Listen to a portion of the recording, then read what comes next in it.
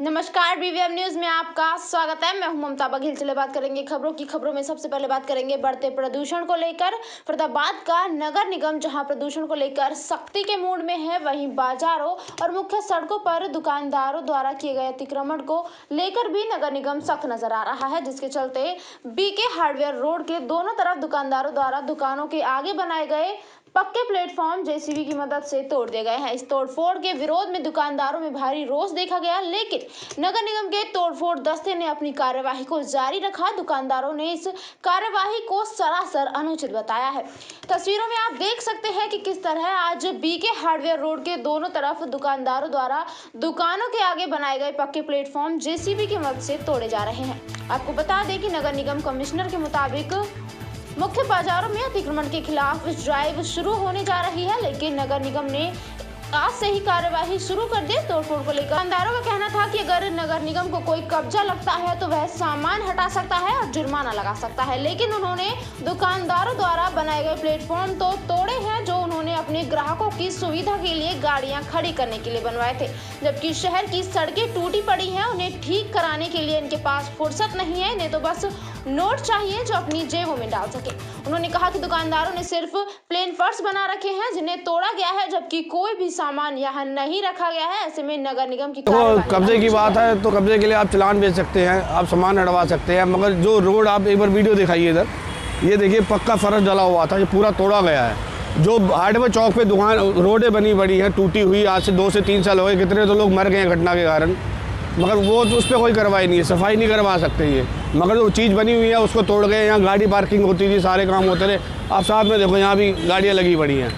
अब इसमें क्या कह सकते हैं हम, सरकार की नाकामी तो है ये। कोई नया CM DM आता है, SDO आता है, भैया नए एक्शन ले आते हैं, इनकी जेब में नोट जाने चाहिए बस, और कोई काम नहीं है इनका। यानी कि ये बिल्कुल अनुचित है। बिल्कुल सर, इसमें ज़्यादातर तो अनुचित है। जिन्होंने दुकान के आगे प्लेन फर्श लगाए हुए हैं उसके ऊपर कोई इंक्रोचमेंट नहीं है, वो बिल्कुल गलत है। तो गलत मानते हैं। बिल्कुल कोई सामान रखा नहीं हुआ, प्लेन फर्श कस्टमर के चलने के लिए, अपने क्लाइंट के चलने के लिए बना रखे भाई। या तो गवर्नमेंट पक्का बना के दे, कुछ टाइलें लगा दे ताकि उनके आसानी से दुकान पे आ सके।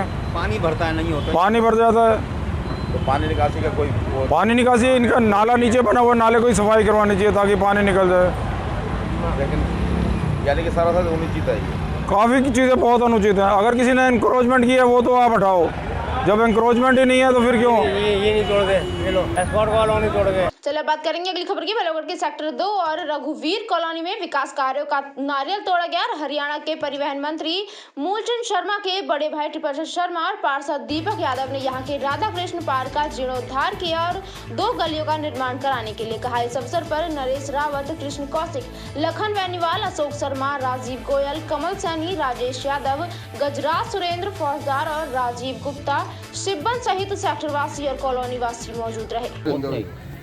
शर्मा जी पहुंचे हैं आप सेक्टर 2, क्या क्या उद्घाटन आज किया? आज वार्ड नंबर 36 में हमारे 2 गली हैं और एक पार्क है, तो काफ़ी दिन से डिमांड थी यहाँ के लोगों की।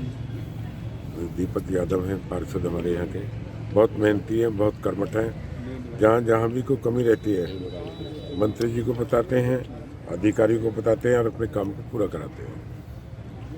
तो कब तक ये काम तैयार होगा? ज़्यादा 15-20 दिन में ठीक हो जाएंगे, गली का भी और पार्क का भी, ट्रैक का भी। और भी कोई कमी रहेगी समस्या इस वार्ड में, खासकर सेक्टर 2 के और एक रघुवीर कॉलोनी वालों को, मैं समझता हूँ कोई काम की कमी नहीं रहेगी, चाहे पानी की समस्या हो, चाहे पार्क की समस्या हो, चाहे गली। बात करेंगे अगली खबर की। बढ़ते प्रदूषण को लेकर हरियाणा सरकार ने स्कूलों को 4 दिन बंद करने का ऑर्डर जारी कर दिया है। ऐसे में स्कूल के छात्राओं का कहना है कि पहले कोरोना की वजह से स्कूल बंद थे, अब पॉल्यूशन की वजह से स्कूल बंद किए जा रहे हैं।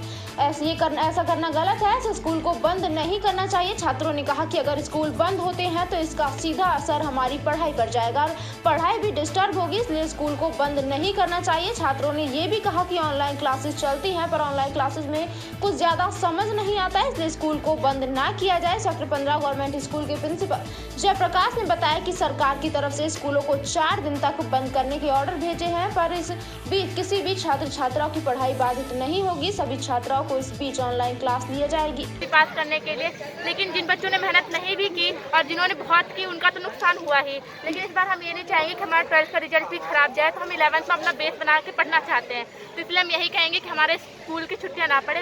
पॉल्यूशन है, हमारे सेहत के लिए नुकसान है, हम ये जानते हैं, लेकिन अगर हमारी पूरी सुविधा के साथ हमें पढ़ाया जाए तो हमारे लिए अच्छा होगा, ना बच्चों का नुकसान होगा और ना किसी का। इसलिए हमें पूरी सुविधा के साथ स्कूल बुलाया जाए, हम यही कहेंगे। हम भी यही चाहते हैं कि छुट्टियां ना पड़ें, क्योंकि ऑनलाइन क्लास में अच्छे से पढ़ाई नहीं हो पाती है, नेटवर्क नहीं चलता, कभी वो डिस्कनेक्ट हो जाते हैं मीटिंग। तो इसलिए हम भी चाहते हैं कि स्कूल में ही आकर पढ़ाई करें। शहर में तो पॉल्यूशन, हाँ वो तो होएगा, वो तो हमें अपनी सेहत का ध्यान खुद रखना पड़ेगा। चलिए बात करेंगे बल्लभगढ़ के बस स्टैंड की। फरीदाबाद के बल्लभगढ़ बस स्टैंड पर हरियाणा रोडवेज के कर्मचारियों ने सरकार और परिवहन मंत्री के खिलाफ जमकर नारेबाजी करते हुए रोडवेज का बेड़ा गर्क करने का आरोप लगाया है।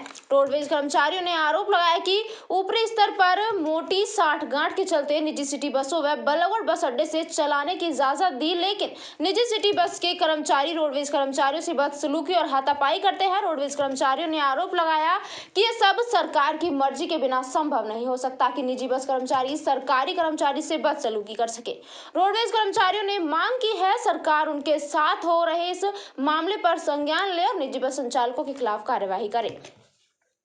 नारेबाजी करते लोगों की भीड़ की ये तस्वीरें फरीदाबाद में बल्लभगढ़ बस अड्डा की हैं, जहां रोडवेज कर्मचारी इकट्ठा होकर सरकार और परिवहन मंत्री के खिलाफ जमकर नारेबाजी कर रहे हैं। रोडवेज कर्मचारियों का आरोप है कि निजी तौर पर शहर में चल रही सिटी बस सेवा के कर्मचारी आए दिन उनसे बदतमीजी और गाली गलौज करते हैं और अब हाथापाई पर भी उतारू हो गए हैं। इनका आरोप है कि बिना किसी इजाजत के ये निजी बसों को अब बस अड्डा में खड़े करते हैं, बसों की धुलाई करते हैं, गंदगी फैलाते हैं। जब इनसे मना किया जाता है तो ये बदसलूकी पर उतारू हो जाते हैं।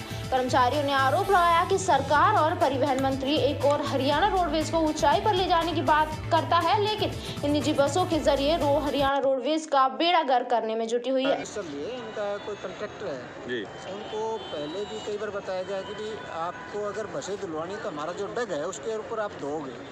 तो ये जो है ना अपनी मर्जी से पूरी वर्कशॉप के अंदर गंदगी फैला रहा था, इसको रोका गया।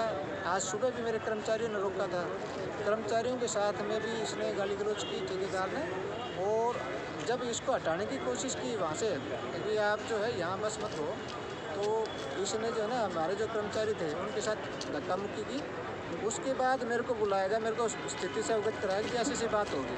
तो हम पूछने के लिए जा रहे थे और तो उस टाइम पे ये मेरे साथ भी बदतमीजी करने लगा। यूनियन प्रधान हुआ इसका यहाँ का प्रधान जी, यहाँ पे जो हंगामा हो रहा है किस चीज़ को लेकर हो रहा है? ये हंगामा हमारे ऊपर दोनों तरह का अटैक किया जा रहा है, शारीरिक भी और प्रॉपर्टी का भी। हमारी जो बस अड्डे की कैंपस की जगह है, इसमें कुछ समय से ये नीली गाड़ियाँ जो नीले हाथी हमारे ऊपर छोड़े हैं, ये गाड़ियाँ जो है काफ़ी दिन से हमारे वर्कशॉप में धीरे धीरे पहले यहाँ शुरू करी इन्होंने अंदर खड़ी करनी, फिर वर्कशॉप में जाना शुरू कर दिया। अब यहाँ हमारे डग पे धोते हैं, हमारे पानी को इस्तेमाल करते हैं और हमारे जितने भी यहाँ कर्मचारी हैं उन कर्मचारियों को धमकाते हैं, कहते हैं हम अपनी मनमर्जी से चलाएंगे। आज तक रोडवेज के कैंपस में अगर कहीं अदर स्टेट की गाड़ी आती है तो वो सबका यहाँ हम फीस लेते हैं, अड्डा फीस बोलते हैं, स्टैंड फीस जिसे कहते हैं, अड्डा फीस ना तो आज तक इन्होंने वो दी है। जब भी कोई बात आती है जब ये कह देते हैं ऊपर बात कर लो, ऊपर बात कर लो। ऊपर ही बात करना चाहता हूँ आपके माध्यम से माननीय मुख्यमंत्री जी से, परिवहन मंत्री जी से पूछना चाहता हूँ, क्या ये रोडवेज को बेड़ा गर्क करना चाहते हैं? रोडवेज को ये कहते हैं हम आगे बढ़ा रहे हैं, आगे बढ़ा रहे हैं। परिवहन मंत्री जी पीछे हमारी मुलाकात हुई थी, कह रहे हैं मैंने रोडवेज के लिए ये कर दिया, रोडवेज को मैं माँ समझता हूँ। कहाँ माँ समझ रहे हैं? उनकी छाती पे यहीं उनके घर में आज प्राइवेट ऑपरेशन तो रुक ही नहीं रहा, ये हमारे ऊपर और रख दिया गाड़ियाँ। चलिए रुक करेंगे अगली खबर का। दिल्ली से सटे सबसे ज्यादा प्रदूषित शहर बल्लभगढ़ में बल्लभगढ़ के ज्वाइंट कमिश्नर ने दौरा करते हुए दुकानदारों को चेतावनी दी है, जिनके चलते शहर में अतिक्रमण, गंदगी और पोल्यूशन फैल रहा है। ज्वाइंट कमिश्नर ने दौरा करते हुए केवल चेतावनी दी और कहा कि यदि दुकानदार ऐसी गलती दोबारा करते पाए गए तो निगम को ऑपरेशन द्वारा बनाए गए एक्ट के तहत उनके विरुद्ध उचित कार्यवाही की जाएगी। सड़कों पर पैदल मार्च करते दिखाई दे रहे ये बल्लभगढ़ नगर निगम के ज्वाइंट कमिश्नर है। Joint commissioner Anil Yadav action mode में नजर आए। उन्होंने पैदल मार्च करते हुए बल्लभगढ़ के कई मार्केट का दौरा किया और अनिल यादव ने बताया कि शहर की तमाम मार्केट में दुकानदार अपना दुकान के आगे रेडी पटरी लगवाकर या खुद सड़कों पर बाहर सामान निकालकर कब्जा कर लेते हैं, जिसके चलते 70 फुट की सड़क मात्र 10 फुट की रह जाती है, जिसके चलते वाहनों का जाम लगा रहता है और जाम लगने की वजह से पॉल्यूशन फैलता है। इस मौके पर उन्होंने ये भी कहा कि केवल दुकानदारों को समझाया जा रहा है। उन्होंने कहा कि यदि अब दुकानों के सामने अतिक्रमण करने वालों और गंदगी फैलाने वाले दुकानदार दोबारा ऐसी गलती करते पाए गए तो उनके खिलाफ नगर निगम को ऑपरेशन द्वारा बनाए गए एक्ट के तहत उचित कार्यवाही की जाएगी और उनके चालान भी किए जाएंगे। वहीं बल्लभगढ़ व्यापार मंडल के प्रधान संजय गुप्ता ने बताया कि बल्लभगढ़ में लगने वाले जाम से निजात पाने के लिए व्यापारी वर्ग ज्वाइंट कमिश्नर से मिला था। उसी को लेकर ज्वाइंट कमिश्नर ने उन्हें आश्वासन दिया था कि शहर में जाम नहीं लगने दिया जाएगा। उसी मुद्दे को लेकर ज्वाइंट कमिश्नर दुकानदारों को समझाने के लिए सड़कों पर निकले थे। उन्होंने आश्वासन दिया है कि जो भी पटरी वाले सड़कों पर दुकानें लगाते हैं उनकी रोजी रोटी को देखते हुए उनके लिए नगर निगम की तरफ से एक अलग से जगह चिन्हित जल्द की जाएगी। पहले ज्वाइंट कमिश्नर साहब से मिले थे बल्लभगढ़ की ट्रैफिक व्यवस्था को देखते हुए। उन्होंने हमें आश्वासन दिया था कि ये एक दिन दौरा करेंगे और इस व्यवस्था को सुधारने की कोशिश करेंगे। उसी संपर्क में आए हुए हैं ज्वाइंट कमिश्नर साहब और अभी आप लोग भी देख रहे होंगे कि बाज़ार की चौड़ाई काफ़ी बढ़ गई है इनके आने से और इन्होंने बड़ा आश्वासन दिया है कि भाई सफाई का और बाज़ार में जो भी ट्रैफिक की व्यवस्था ख़राब रहती है उसको सुधारने में पूरा सहयोग रहेगा। बाज़ार के अंदर इंक्रोचमेंट काफ़ी भारी मात्रा में रहता है, उसको देखते हुए आज सभी लोगों दुकानदारों को समझाया जाए। क्या समझाया जाए? ज्वाइंट कमिश्नर साहब ने हमें आश्वासन दिया है कि जो भी रेडी पटरियाँ लगती हैं उनके लिए अलग से एक व्यवस्था कर रहे हैं, जिसके लिए MCF की जहाँ भी ज़मीनें पड़ी हैं उसमें से कोई ज़मीन इनके लिए अलग से व्यवस्था करके और वहाँ इन सब लोगों का अरेंजमेंट किया जाएगा ताकि इनकी रोजी रोटी के ऊपर कोई भी किसी तरह का परेशानी ना आए और ये भी अपना जीवन निर्वाह कर सकें। क्या लोगों की कोई मीटिंग वगैरह भी ली गई है इस बीच? मीटिंग ऐसी कोई सच नहीं हुई है, बाकी आगे जॉइंट कमिश्नर साहब का आदेश कह लीजिए, निवेदन कह लीजिए कि भाई वो चाह रहे थे कि व्यापारी वर्ग से एक बार बात करें, तो उसके लिए हम कोशिश कर रहे हैं कि एक मीटिंग सोमवार को जॉइंट कमिश्नर साहब की ऑर्गेनाइज करें मेन मार्केट में, ताकि वो आके अपना जो है ना विचार रखें। जी, आसपास की स्वच्छता, जी, आसपास की सारी व्यवस्था बने।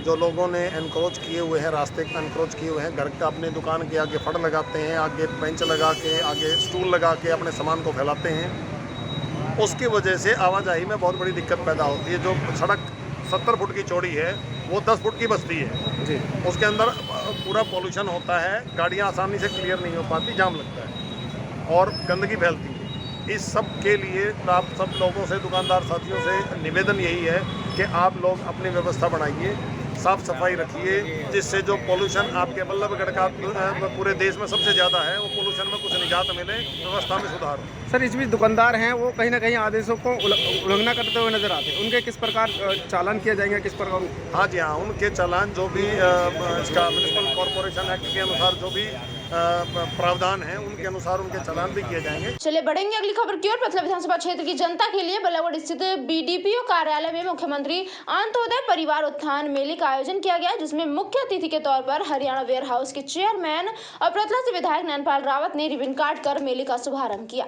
इस मौके पर उनके साथ कैबिनेट मंत्री मूलचंद शर्मा के बड़े भाई टिपरचंद शर्मा और चंडीगढ़ से आए नोडल अधिकारी मकरंद, DC जितेंद्र यादव, SDM त्रिलोक चंद मुख्य रूप से मौजूद रहे। मेले में 18 विभागों की तरफ से स्टॉल लगाकर लोगों को जागरूक किया गया और जो लोग सालाना 1,80,000 से कम कमा पाते हैं उनके लिए विभिन्न स्कीमों के तहत उनको काम देने की योजनाओं की जानकारी भी उपलब्ध करवाई गई। इस मौके पर हरियाणा वेयर हाउस के चेयरमैन एवं पथला से विधायक नैनपाल रावत ने कहा कि यदि पूर्व की सरकार इस तरह के आयोजन करके लोगों को रोजगार उपलब्ध कराती और उनकी मदद करती तो आज गरीबी और अमीरी की खाई हमारे बीच नहीं होती। उन्होंने कहा कि CM मनोहर लाल और प्रधानमंत्री नरेंद्र मोदी लगातार इन लोगों को बेहतर सुविधा और रोजगार देने के लिए कार्य कर रहे हैं।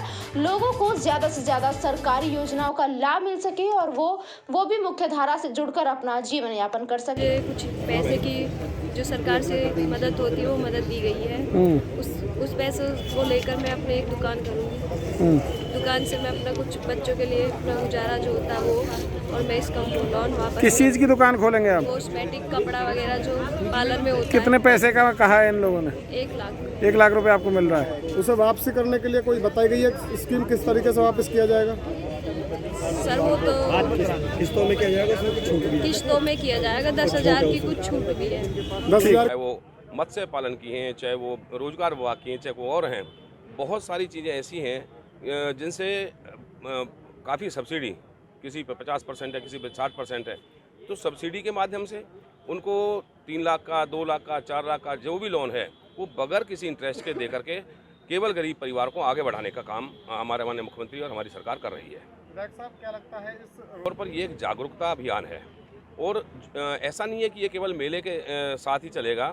1,80,000 रुपये से जिस व्यक्ति की, जिस परिवार की इनकम कम है, पहले जो क्राइटेरिया था 1 लाख रुपये का था, अब 1,80,000 से नीचे का जो भी परिवार है उसको ट्रिपल पी मॉडल के माध्यम से चेक करके उसको 1,80,000 से नीचे के लोगों को जितनी भी जो हमारी योजना है, जितनी भी हमारी स्कीम है, जो भी सरकार सहयोग दे सकती है उसको सहयोग करके आगे लाने का काम करेंगे। चलिए बढ़ेंगे अगली खबर की ओर। विधायक दीपक मंगला ने कहा कि मुख्यमंत्री अंत्योदय परिवार उत्थान योजना प्रदेश सरकार की एक महत्वाकांक्षी योजना है। उन्होंने कहा कि सीएम मनोहर लाल का उद्देश्य है कि पंक्ति में खड़े अंतिम गरीब व्यक्ति को प्रदेश सरकार की जन कल्याणकारी योजनाओं का लाभ मिले। इस उद्देश्य से मुख्यमंत्री अंत्योदय परिवार उत्थान योजना को हरियाणा प्रदेश में क्रियान्वित किया गया है। इस योजना के तहत ही प्रदेश भर में अंत्योदय मेले आयोजित किए जा रहे हैं। दीपक मंगला ने कहा कि मुख्यमंत्री अंत्योदय परिवार उत्थान योजना का उद्देश्य अंत्योदय ग्राम उत्थान मेले में चयनित लोगों का आर्थिक रूप से उत्थान करना है। इन मेले के माध्यम से जन कल्याणकारी योजनाओं की एक ही जगह पर जानकारी देकर लोगों को लाभ प्रदान करना है। उन्होंने कहा कि मुख्यमंत्री की सोच है कि गरीबों का आर्थिक रूप से उत्थान हो, जिससे गरीब परिवार का भला हो सके और उसे स्वयं रोजगार के साधन उपलब्ध हो। उन्होंने कहा कि इस मेले में अधिकारी व कर्मचारी मौजूद रहकर लाभार्थियों को प्रदेश सरकार की विभिन्न 50 कल्याणकारी योजनाओं का विस्तार पूर्वक जानकारी दे रहे हैं, ताकि गरीब व्यक्ति को इन योजनाओं का एक ही जगह पर लाभ मिल सके। मुख्यमंत्री जी का भी धन्यवाद करता हूं कि माननीय मुख्यमंत्री जी ने ऐसी महत्वाकांक्षी योजना हम सबको दी है जिसका लाभ गरीब परिवारों को मिले।